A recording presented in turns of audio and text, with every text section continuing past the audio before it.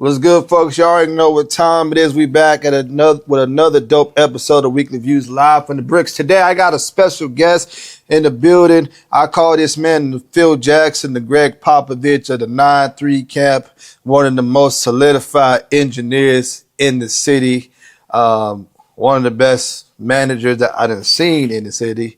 You know what I'm saying? With all due respect, we got no. I call him Jayy Jackson, but we got Jayy Angel up in the middle. What's going on, Jayy Angel? Man, what's the word? What's the word, man? Hey, what's man. So we're gonna talk about, you've been doing we got a lot of stuff that I definitely want to cover up. Been seeing you doing a lot of stuff, but man, what's been going on with you lately, then, man? You've been working out here. Yeah, man. Just grinding, staying behind the scenes, doing what I do, handling business and everything, bro. Like it's just the usual, man. A lot of things. Some things are different though, man. Like I took more initiative on, taking care of my health and shit, man, because I really let my bad habits and everything kind of like get to me, bro. So it's like it fucked me up along the process. So, I had a health scare back in January, man, and it's like, man, if I don't chill out now, shit, I'm gonna end up dying pretty soon at a young age, man. I ain't ready to die yet, man. I'm not ready to go right away. I got a lot I gotta accomplish, bro, and it's like I need to do what I need to do, man. You know what I'm saying? So I took initiative. I did what I had to do with my health, man. I've been hitting the motherfucking gym. Shit, I done lost like fucking going on 40 pounds already, man. Congrats, and, congrats. Just being active in that bitch like that. But at the same time, balancing everything else I got to do in life, with the studio shit, with the managing shit, with the stuff I want to do too and everything like that, bro. Because, man, I wear a lot of different hats. Everybody notices that, man. You feel me? Nah, that man. And that's crazy because at first when I seen you going to the gym, I'm like, what the fuck is Jayy Angel doing? Like, it's like, what the hell? But I've seen you consistently, and I'm like, oh shit, man. So like, what's the motivation now with just being in the gym, man? Like overall, you enjoy it? Shit. At first I didn't, bro. At first I felt like I was being dragged to go to the gym, but I got a trainer, man, and that trainer, he's the homie of mine, man. I fuck with him, man. Very talented motherfucker at what he does. He's a nutritionist also, man. He goes by Mike XL, man. He's also an artist too, man. That motherfucker got the vocals, man. He sing like Kid Leroy. I be telling people that. They be like, shit, this motherfucker gets all the women, man. Like, you a fit motherfucker at the same time, and you singing, man. Oh, yeah, you definitely got that shit. You know what I'm saying? But everything, at first, I didn't want to go, bro. I didn't want to go at all, man. Like, the shit was already, like, at first, I was just stressed out about going over there and shit like that. So I was like, nah, I ain't going to do this shit yet. But he just like, bro, you had to. You got to change your habits. You can't be eating like shit no more because you are what you eat and everything like that. You put a lot of bad shit in your body, then that shit, bad shit's going to happen to you in the long run. That's what happened to me. I started getting like heart problems and everything like that, bro. Like shit just started fucking me up, bro. So, it motivated me because I'm like, if I could see other people doing it on a consistent basis and changing their lifestyle habits, man, and feeling better at the same time, why can't I do it? You know what I'm saying? How hard is it disciplining yourself as far as like cutting certain foods out, certain drinks and stuff? How hard is it? It's hard, bro. Motherfucker used to drink like shit. I would be known to killing a lot of Big Reds, bro. I'll drink like 6 or 7 of them hoes a day. Sometimes I even be getting a fucking 2-liter, bro. I have a whole fucking 2, bro. We were in the H and shit handling some business, man. This is, I went with my artist Fo Mob out there to Houston to go handle some business and shit like that. And we stopped at the corner store. And I told, he always knows. He's like, hey, you want a Big Red, right? I'm like, yeah, go give me a Big Red. Whatever. This motherfucker comes out with a 2-liter. So you want Big Red like that? Here's this fucking 2-liter. I killed that motherfucker, bro. And it's like, that kind of shit right there wasn't good for me, and all the shitty stuff that I would eat and everything like that, it also, contributed to a lot of shit wrong with me at the same time. I feel a lot less energized. I feel weak. I feel too tired and fatigued, man, and it was like I needed to change that shit, bro. So eventually, the motivation to the gym, man, really like helped me, and then the nutrition shit, man, it's like you can't eat certain shit. You gotta cut that fast food out. You gotta cut that soda out. And watch, it's gonna do a lot. Just cutting bread and cutting soda out of your diet, bro, that's a big step in what helped me drop a lot of weight. Because I started drinking nothing but water, man. And I started learning about different types of water too. People don't believe me and shit like that. People be like, nah, it's not just the diet. You got to work out every day. And like, nah, bro. It's really the diet, man. The diet really helps you drop a lot of weight at the same time, bro. I be trying to put the homies on and shit. I be taking the homies to the gym. I know you probably seen in my stories. I be posting a lot of motherfuckers in that bitch, bro. I be trying to get everybody to go hit that shit with me, and I be telling them like, hey, come on, you could do it. You could do it. You know what I mean? Get the homies on the right track too. That's all about. That's who I been my whole fucking life, bro. I always wanted to help others and shit, man. That's what I do. Nah, Everybody knows that shit, man. You know? For sure. Now, congrats on that, man, on the journey. You know what I'm saying? Good. It's motivation, definitely. And like I said, because I eat horrible. I drink a lot of soda. All my partners know this. Y'all watching this. They know I stay with a Pepsi. Or, you know what I'm saying? So appreciate you, just the motivation. Man, now, you wear a lot of hats, in like we talk about, right? Because you engineer, you know, you obviously you manage and you do other stuff behind the scenes. Does it ever get stressful at times for you taking on so much things? I look at it like this, bro. Like I know what I signed up for. I know what I signed up for, and it's like when I started this shit, man. Like I started this shit going way back, man, from back in the day, dog. I'm talking about 2011 type shit, bro. I'm talking about when I was still in school, man. Like I was in middle school, going to high school type shit. And I was there doing, you know, trying to make music at first. I was trying to be the artist at first. And then it's like I got to a certain point, you know, where I wanted to be. And it's like if I accomplished all these goals, then my job's complete with this. I'm going to move on to something else. So at that point, you know, I got done being an artist. I did everything I needed to do back then with my old manager and my team. You know, I was like, shit, let me shift into this mode right here. Let me pick up the camera and start shooting videos and shit. I was consistent for about a year with that. And then it's like, you know, at that point I started working in a different field too. So I started working with social media influencers because at that time in 2019, TikTok was really booming. TikTok was really hot because you had a lot of the creators go viral on social media for all their stuff. And you had a bunch of the influencers like starting to pop up from everywhere. At that point, I'm like, let me go work with these people. And it was a lot of the younger ones, man. They're kids, bro. Like they're like teenagers and shit. I went and I started fucking with you know, what they got going on. And I started helping them, learning that field, seeing, you know, how much traction they really get, man. And there's a lot of money to be made. I started doing the influencing shit for a bit. I stayed consistent with that for about 8 or 9 months. Made a lot of money with them. You know, hit little tours with them and shit, different cities and that meet and greets, man. You know, shout out one of my clients, man, Kevin Salazar, man. Like that's the little bro. He older now, man. He about 20. He about to be 20 this year. I met that kid when he was 14. Motherfucker had a massive following on social media, man. So I started with that too. That's where I got into the management shit. I started working with him. And then once I worked with him on that, I try to shift him to do music. My guy, Camera, like said, like, let's get him to do music. He's like, you know music because you already have that background. So I'm like, all right, bet we gonna try it. You know, from there we did the music shit, and then it's like I wanted to go back to music. So after that, I seen, you know, Lil Med doing this shit, and Lil Med, you know, known figure out here. Everybody knows Lil Med, bro. So it's like, Lil Med was somebody too that I've known for a long time. I did a song with him back in the day. That's how we knew about each other. And then I always knew about his brother Izzy, so I always knew about Izzy and shit like that too. Shout out the gang, you know what I mean? And I was going, yeah, a good segue. I was going to ask you, what was it about, you know, Med and Izzy that kind of like made you interested in working with them? So I started with Med first. A lot of people don't know this shit. I took Med pretty much as my first artist and everything like that. I had Med, you know, when he was doing his shit at the time. He was grinding it out for that moment with Young Mike, and they're doing their shit. So when I got involved in the picture with him, we started making our moves on our own and shit like that, trying to make shit happen. And at that point, he had told me Izzy wanted to make music, like, you know, make like a song or whatever like that to record with me. Because I had started picking back up on the studio shit.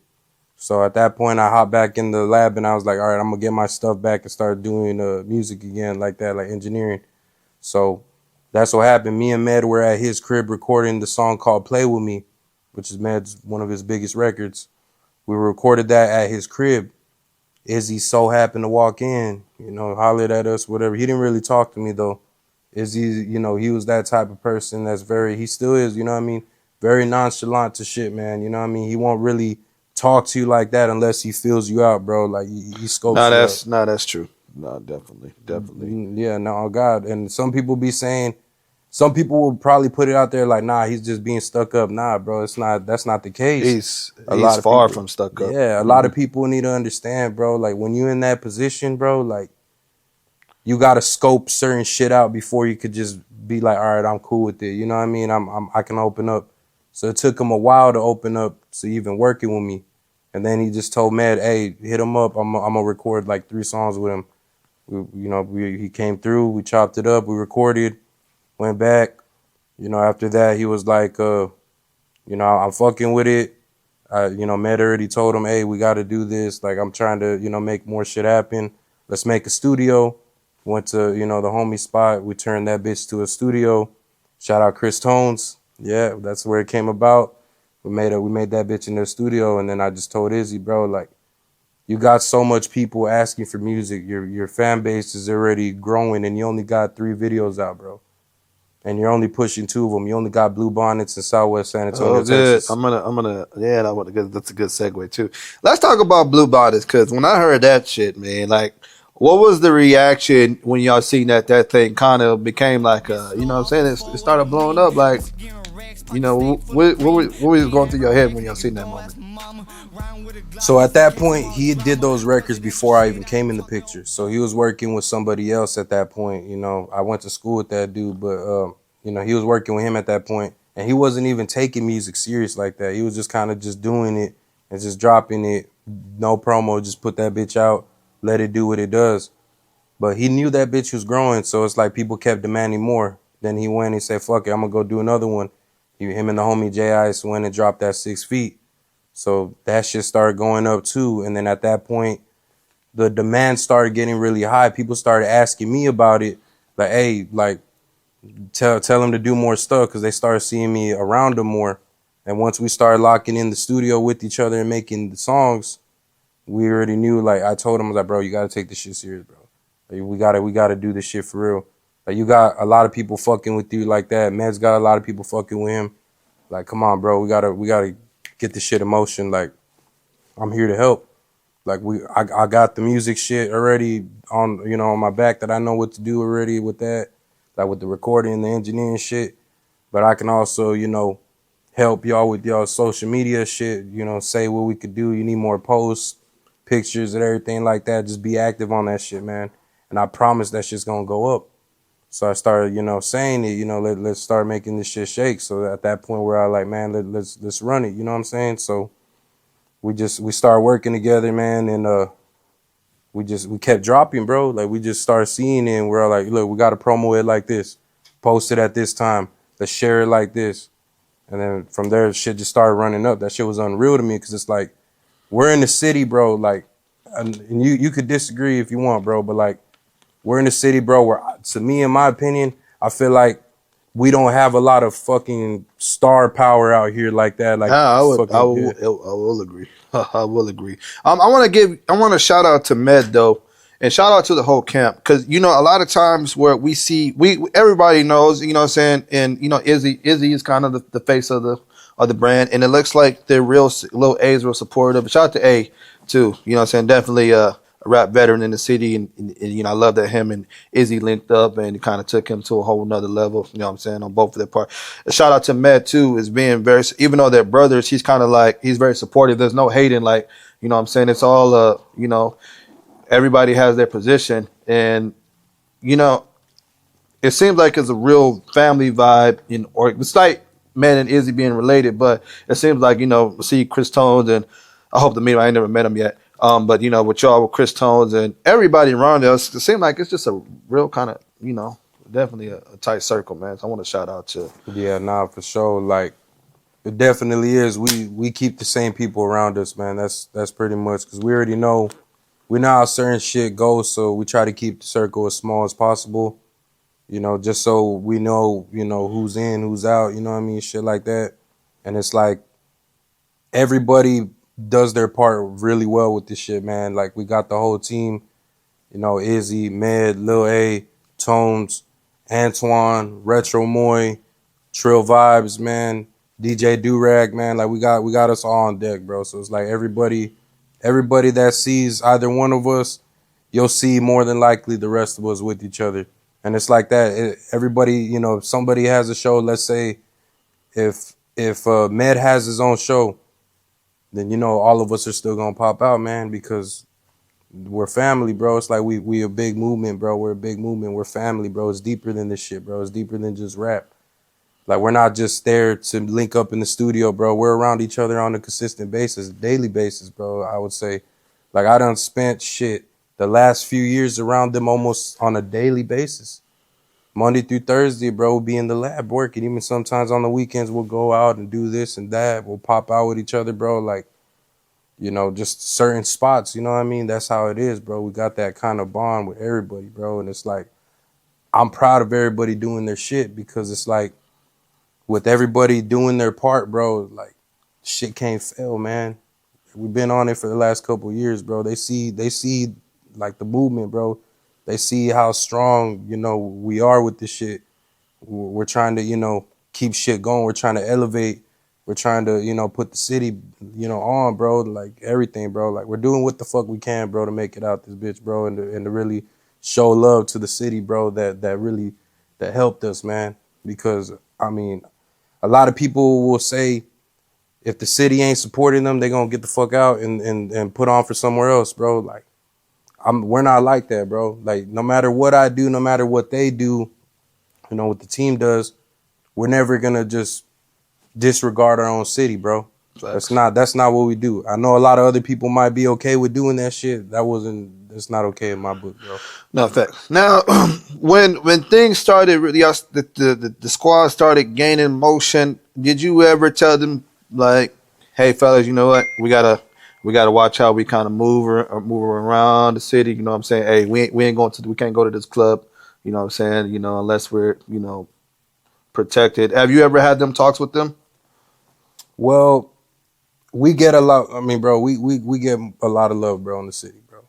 So I don't really ever see there being an issue with, as far as like, we gotta watch where we go. I mean, obviously, you know, the status of everybody, we always gotta stay on our toes. I will agree with that. It's never an issue where, nah, we can't pull up because of this, or, you know, nah, fuck no, bro. We're still gonna go, whatever. If you got a show, you getting, you know, we going for the bag. We don't give a fuck, bro. We're gonna go get that bag. But we're doing it smart, though. You know what I mean? We're playing their position smart. If we know there's a situation going on or whatnot, we're gonna go check to see first, you know, see what's happening like that. Especially me, I'm gonna go and you know, every time there's an event, bro, I'm always the first one in there with Durag, bro, just to make sure, you know, everything's, you know, on point with shit like that. Or if they got, you know, the promoter got the back end ready for them and shit like that, you know what I'm saying?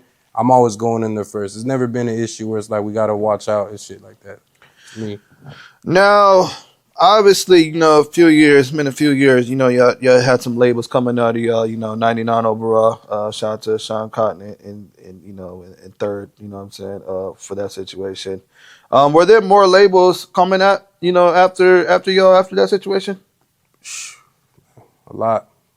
You know, shout out Sean Cotton, shout out Third, man, because they're one of the first, besides, you know, a couple other like big players out there in the, you know, in the scene, that were trying to, you know, get behind us. But we always thought, especially, you know, how the way the business is nowadays in the industry, bro, like, we got to move a certain way with it. We can't just go and agree and sign our name on the dotted line just because we see what they got or what they could offer. You know what I mean? We play our cards right. One mistake, bro, and then shit, it could all be over, and the shit comes crashing down, bro. And at the end of the day, you know, especially if I'm the one that's doing these talks with these people, bro, if I fuck up, it's gonna come back on me, because I'm the one who agreed to keep the conversation going, and I refuse to let them go into a bad situation, bro. I know too many people that got in bad situations, and you don't hear about them no more, man. Like, you know, shit's came and went. You know, we might have lost some opportunities with certain people, but I mean, shit, I don't care, bro. At the end of the day, I just want the best for, my people, bro. I'm not going to let them be stuck behind something that they can't get out of. I'm not going to let them be told when they can and can't drop. You know what I mean? Like, what kind of shit is that? To me, at least, you know what I'm saying? I look at shit like that. I mean, we got a couple of big deals on the table, like, after Izzy got out of jail, man, like, I was getting phone calls left and right about this shit.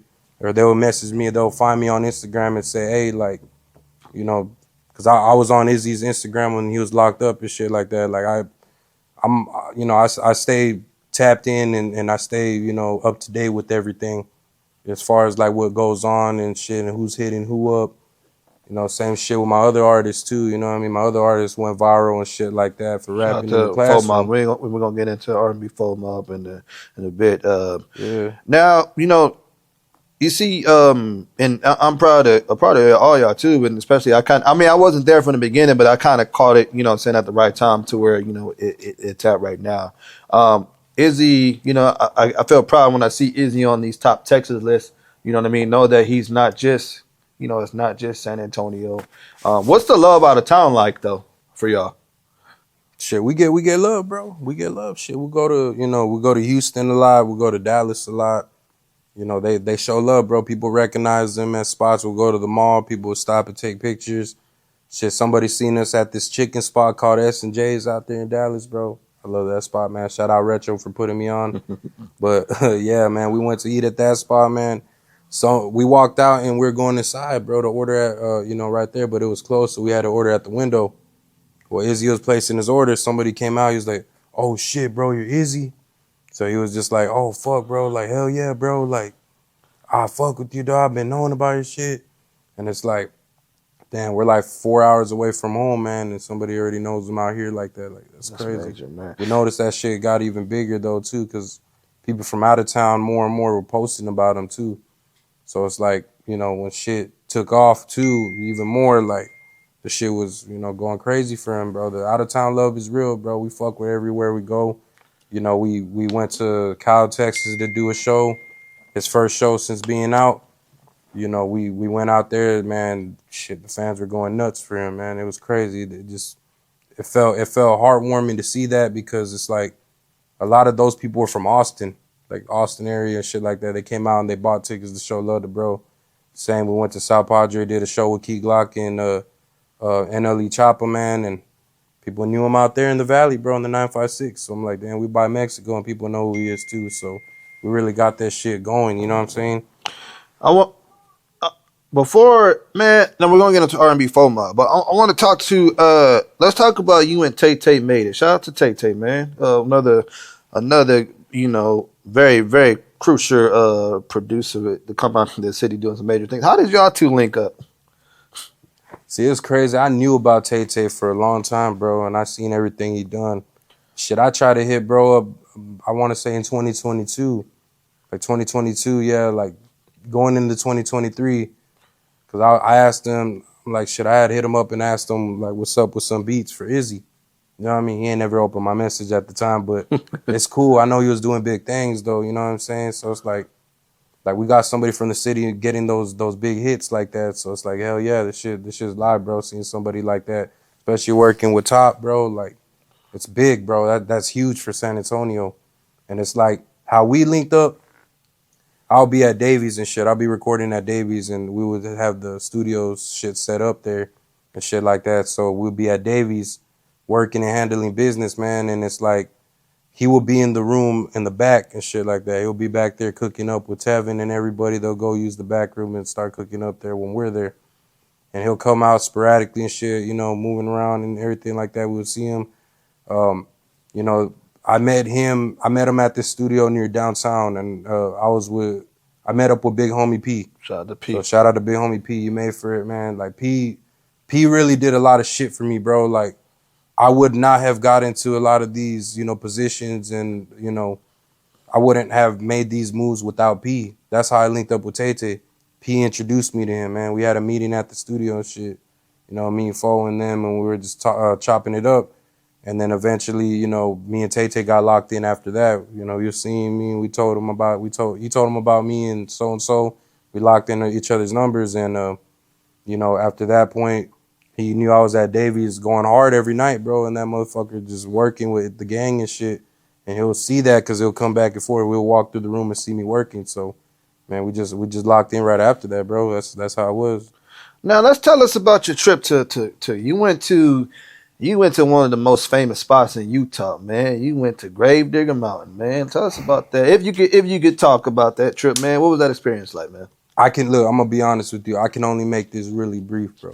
Like I can't tell everything. I can't say everything, bro. Like, you know what I mean? I'm gonna make it brief.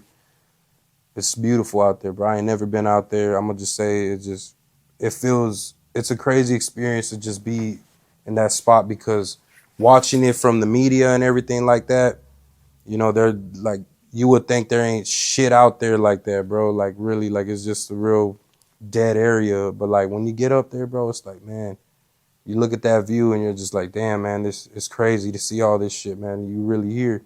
I tripped out, man. When I got that call, I was at the studio with IZZY working, and I get a call. Well, actually, this happened when we were doing the show. We were at soundcheck, bro, doing Sal Padre show.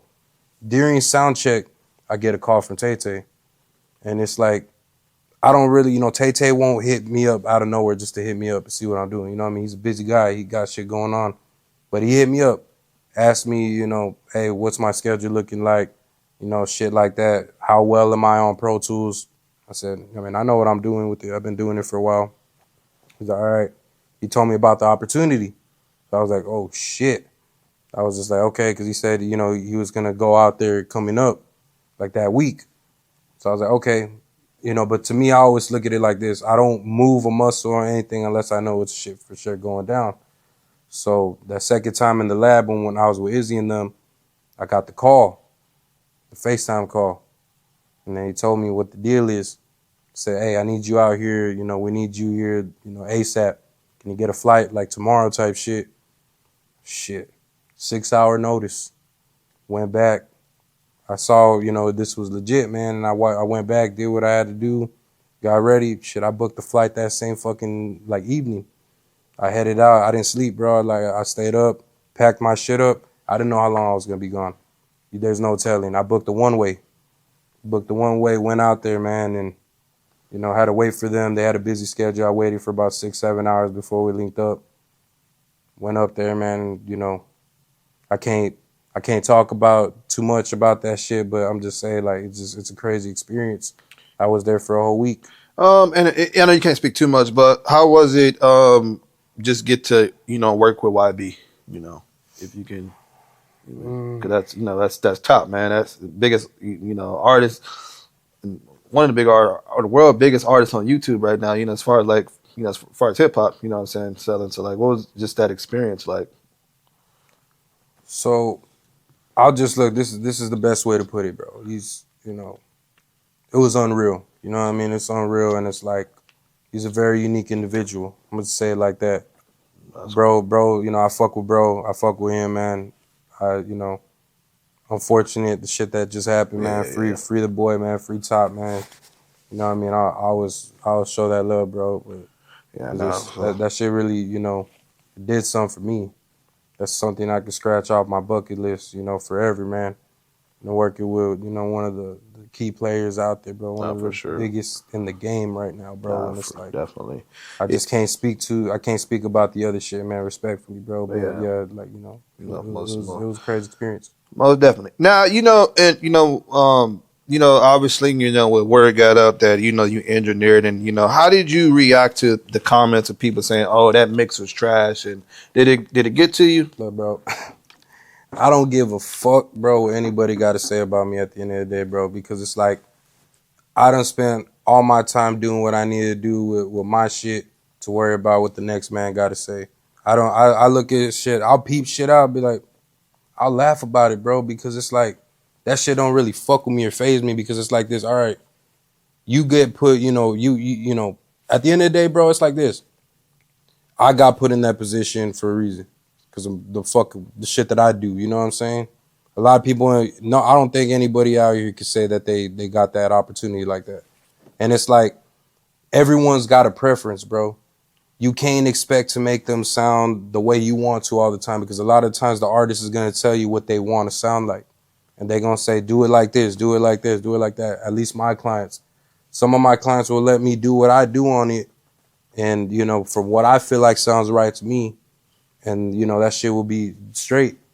But when I work with the bigger names, they would tell me I want to sound like this or do it like this, because when I do it my way all the time, that's a no-no sometimes, because it's like they want to sound a certain way. So if he wants his shit to sound like this or sound like that, that's him. You know what I mean? I can't tell somebody else, oh, you're wrong for doing that. I could give some advice and tips on what I feel like will work, but I'm not gonna go there and try to play with it and do too much to it if they're not fucking with that. You know what I mean? If they want to sound raw and they want to sound the way they want to sound, then that's that, bro. That's all I'm gonna say. I don't really care about the negative comments on that, bro. Like that shit went everywhere. I didn't even formally announce the shit was like that, bro. Like I just shared the post and I put the emoji. My ass sure did. As soon as I seen it, I motherfucking screenshot and whipped that. That's what you know what I'm saying. As soon as I seen it, I was definitely proud of you, man. Let's talk about you know, you got another artist that you just recently started working with. You've been going crazy. R&B Faux Mob. You know what I'm saying? What's it been like working with that? You know what I'm saying? That gentleman there, man. Man, see, the crazy thing about it, I didn't even know bro at all prior to nothing, man. I didn't know about him. I didn't know what, you know, he was. I didn't know shit like that until one day he had hit me up on Instagram and he was like, hey, I need to get in the studio. Lil Med sent me to you. Because him and Med had a show together at Studio 210. And that's how, you know, he had asked Med, hey, I'm trying to get in the studio. Like, I'm trying to work with your engineer. He's like, what's up? Like, can you plug me in? He's like, yeah, I got you. And he sent him my shit. And he hit me up. And obviously I was checking. I checked their page and see, you know, if they're legit. You know, last thing I want to do is, you know, work with somebody that, you know, I'm not comfortable working with because of what they got or this and that. You know what I'm saying? I don't discriminate, but, you know, if you don't got a profile picture on your shit or no post, man, like, sus, bro, to me. But he had his shit up. I seen he was making music. So I'm like, all right, cool. Yeah, come through. We locked in, you know, made 2 songs. Like, I didn't expect him to sound the way he did when he hopped in there. And I didn't expect him to be that age either, bro. When I met him, bro said, he told me vividly, I said, shit, how old are you, bro? You what, you 25, 26? I was joking with him. He was like, nah, bro, I'm 17. I was like, shut the fuck up. You not 17, bro. He's like, nah, I'm 17 for real. So I was like, damn, that shit tripped me the fuck out because I was like, holy shit. And you sound like that, bro. You got a deep fucking voice for a 17-year-old. That voice is deep. I said, I thought he was at least like 20. Bro, you got a deep ass voice for being a 17-year-old, bro. Like, you know what I'm saying? That shit was crazy, dog. So we made those songs after that. And he would be a consistent client. So he would come and drop a bag every week on me, at least 2 or 3 times a week. He'd come drop a bag on a couple hours. He was going to Judson, right? Yeah, he was going to Judson. That video goes viral. So the video goes viral everywhere. I've seen it everywhere too. And on all the blogs, definitely picked it up. How fast did kind of the word start spreading after that, you know, about him? Shit. That video dropped. He posted that shit on his birthday, dog. The day after his birthday, he had woke up. I woke up and my homie Busy was like, he woke me up. He was like, hey, bro. He's like, you seen Faux Mob's freestyle video in the classroom going crazy? Because when I saw it initially, it had like 70 or 80 likes, like initially. And I was like, shit, his page, he only had 500 followers. So he wasn't getting too much love at the time. But once that video hit, I seen his shit starting to go up. And I started seeing a lot of my people on my Instagram start reposting that video too. Like, damn, this kid's hard. And I'm like, what the fuck, bro? I was like, all right, this shit's kind of going around the city already. So I'm like, all right, you know, let's see what it does. Well, the next day comes, bro, and we tell him that shit went to 10,000 views. The shit was at 10,000. That shit had like 1,000, 2,000 likes. I was like, God damn, this video's going like more places, dog. And then we called him up to come help us and shit, like at the spot.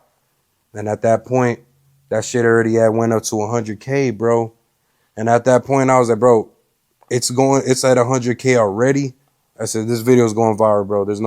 There ain't no in between. This shit's going viral as fuck. That's how I seen it, bro.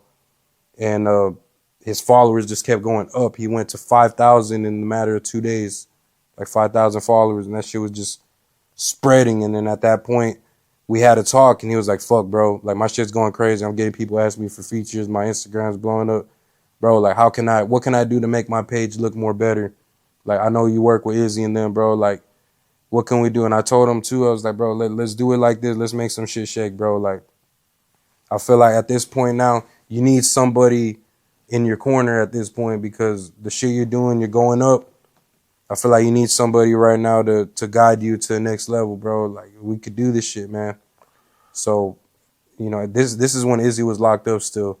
So it was kind of like we still had shit for Izzy going behind the scenes, but, you know, it wasn't a consistent thing like every day where we would be around each other like that. We couldn't, you know, I couldn't be around him, bro, obviously.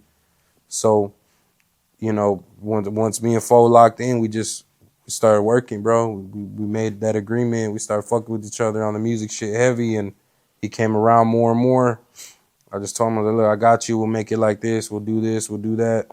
That shit. The next morning, like he was asleep, bro, all fucking day, and I was on his Instagram. I woke up to a message from Gucci's A&R, from his A&R. Shout out Blue from 1017, man. I woke up from like I was out, bro. I was tired. I didn't feel good, bro. Like I got up that morning, and the video at that point was already going on like 300 or 400K. So that shit was spreading all over the place, and Gucci's A&R hit me up. I thought it was a fake message. I thought that shit was cap as fuck. Cause you know how people be spamming, sending fake messages and emails all the time to trick artists into sending the money. I thought that shit was full of shit. I was like, man, Gucci ain't hit this nigga up. I type in Gucci's name, I look at the DM, Gucci message him. He said, yo, you hard, you indie or sign. Said independent. I was like, that shit's crazy. Cause we manifested this shit the night before. Cause Runway Richie had you know, texted him and said, you know, your shit's going crazy. I'm seeing this shit. I'm in Atlanta right now looking at this shit right now. My people are showing me. And he was like, you got some shit going, man. And, you know, at that point, I jokingly said with him, I was like, watch, Gucci's going to say, come sign to me to 1017. Because we're laughing about it. Because everybody always says Fo sounds, resembles a lot of Young Dolph and Big Scar. And Big Scar obviously was 1017. So a lot of people said, you know, he's like the Mexican Big Scar, but looks like Lil Baby. You know what I mean? But he Puerto Rican, you know what I'm saying? So, yeah, at that point, Gucci had hit him, bro. And, you know, we're starting the talks with that. That was our first one. You know, 03 Greedo hit him up too. You know, but he ain't want to work with Greedo at that point before because, you know, the allegations at the time. He had strong morals. But, you know, that shit kind of, you know, went in, you know, we left that alone for a bit. Then there came 10K Projects, then Empire, you know, Alamo Records, 300 Entertainment. Like every fucking label you could think of reached out trying to sign this kid, man. They would call me, they would text me. United Masters, another one that wanted to lock him in. Artist APG, you know, them. A lot of these big fucking people started commenting and texting and trying to get a hold of us. So I started taking these calls, and this is how I really started getting introduced to the real industry of shit. Because obviously, you know, a lot of people don't know how it is to really go to that level. So where you're really talking to fucking vice presidents and shit of different labels, and they want you to fly out there to meet them, and they're trying to sign you and shit. A lot of artists in the city can't say that they got to that point yet. Yes, a few of them. I've seen it, a few of them. We all know who they are. You know what I mean? I don't even got to name drop them. But I started getting into that position. It started making me get like nervous and shit. 'Cause it's like, damn, you know, I've always reached the capacity to hit this part, but I ain't never broke past that barrier to go to this level. Now I'm talking with people that got millions of dollars and shit like that. I'm talking to people that represent some of the biggest people in the game, bro. So it's like that shit kind of like opened my eyes to a lot of this shit, bro. And it's like, this kid's really, you know, got some shit to reach these people like that with just one video, bro. It's just crazy. You don't see shit like that. You don't see a kid in the class. Like, yeah, everybody raps at school nowadays. You see that a lot. Yeah, people, there's been videos that did that. But the way his shit came off, he was talking crazy and talking to shit, and the teacher was just there vibing with him like that, just letting him say that shit. I think that's what really made it too. It's just the way it was, carried. Yeah, And then, fucking The Rock, bro. Dwayne The Rock Johnson liked the video, bro. man.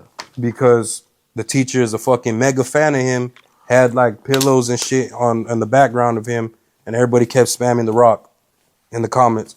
He liked the video, bro.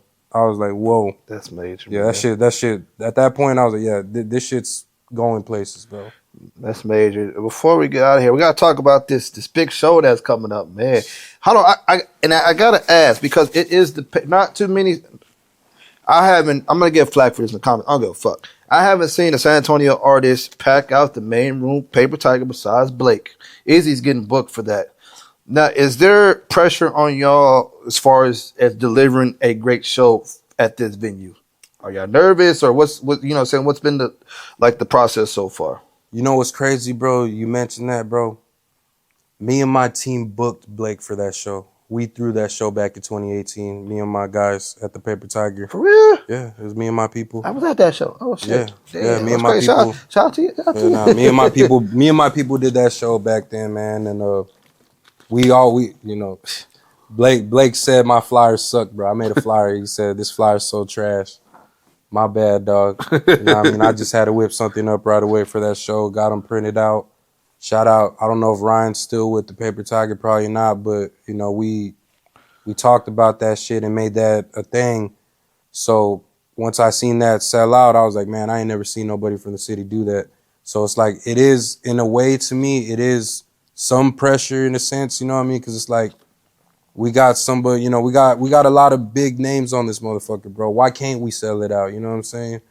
Like, why wouldn't we be able to? You know what I'm saying? Like, shit like that. And I've always, every year, tried to get the Paper Tiger to do a show for them, bro. They kept turning me down. They kept turning me down no matter what. I tried to do it the first year. They told me no. You know what I mean? They told me no. They felt like it was, the music was too gang affiliated for them, and they didn't want that shit there at that venue. They didn't want there to be any problems or anybody getting hurt or the police running up in that bitch and raiding it. You know what I mean? They declined me, even though I told them, what can we, even if I booked a small room, no, absolutely not. They told me that shit to my face. I was pissed. So we went ahead and threw our own show. And then the year after that, they didn't want to do it again. They didn't want to let the homie book it, even him. And they told us to go to the Rock Box. We went to Rock Box, did that. I mean, now, we can't go back to the Rock Box after that incident. I think that shit closed anyway, so. I don't care. 2022, we went cash in hand. They wanted, the money and shit to book it. They wanted a couple bands and shit to book the spot. Went over there. I even had money ready to give them. They said they don't feel like, it's a good move. So just at that point, I was about to give up this shit, bro, to get that venue. Because that was one venue I always wanted to lock in for him.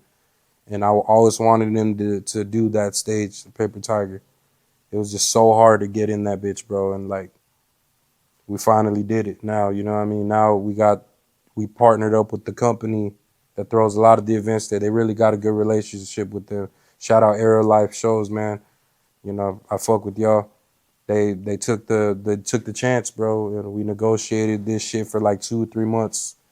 We were supposed to make this happen like a year prior to this, but we couldn't come to an agreement, financially.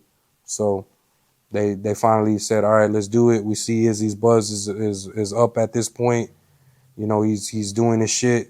We seen that video that went viral of him when he got out. So it's like, yeah, let's take that chance and let's book it. So they went ahead and they, this is the most that Izzy's ever got for a booking, man. And it's like, now the pressure is we got to deliver this shit right. And that's it. It's not the fact that, if we're going to sell it out or not. I just want everything to go smooth, man. That's why we got all the top dogs on this motherfucker, man. You got to line up. You got to line up with him. You got to line up with Faux Mob on it, like with him. Med, Chris Tones, Lil A, obviously, too. And then bringing out King Kali for it as well. I mean, shit. not including whoever they're gonna have, you know, on their shit open up, like on the company side.